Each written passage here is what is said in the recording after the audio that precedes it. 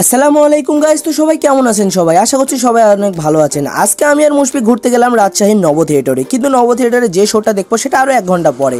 তারই পাশে চিড়িয়াখানাতে ঢুকলাম এবং চিড়িয়াখানাতে সব কিছু নতুন করেছে, দেখতে খুবই ভালোই লাগছিল। তারপর আমরা পার্কের সবচেয়ে মজাদার জিনিস নাগরদোলার কাছে গেলাম, আর নাগরদোলাটা খুবই বড় এবং অনেক সুন্দর, আর দেখতেও খুবই ভালো লাগছিল এবং খুবই ভয়ও লাগছিল। তারপর মুশফিক তার বন্ধুর সাথে দেখা করলো এবং আমরা দুজন বেরিয়ে গেলাম। তারপর আমরা চলে গেলাম নব থিয়েটারে, কারণ আমাদের টিকিটের সময় হয়ে গেছে। তো আমরা নব থিয়েটারটা ঘুরলাম এবং নব থিয়েটারটা দেখতে খুবই অনেক ভালো লাগলো, আর নব থিয়েটারের ভিতরে লাইটিংগুলো অনেক একবারে জোস, অনেক সুন্দর।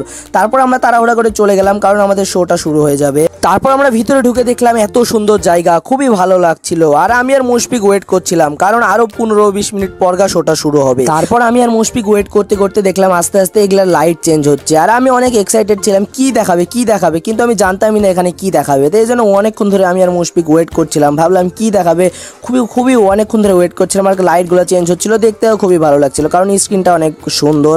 তো এখানে তারপর অনেক জোরে জোরে কালার চেঞ্জ হতে লাগলো। তারপর ভাবলাম কি শুরু হবে, দিয়ে ওই মুভিটা শুরু হলো।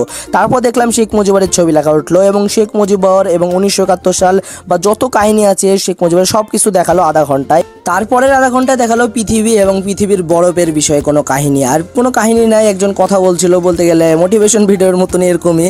আর পৃথিবীর বরফ কিভাবে কমে যাচ্ছে এবং আগে কেমন বরফ ছিল আর এখন সব পানি বৃদ্ধি পাচ্ছে, এইসব বিষয়ে অনেক কাহিনী দেখালো। তারপর মুভিটা শেষ হয়ে গেল এবং মুভিটা ভালো লাগলো বলতে গেলে। তারপর আমরা চলে গেলাম এবং এই ব্লগটা ছিল এই পর্যন্ত। যদি ভালো লাগে ভিডিওটাকে লাইক, চ্যানেলটাকে সাবস্ক্রাইব।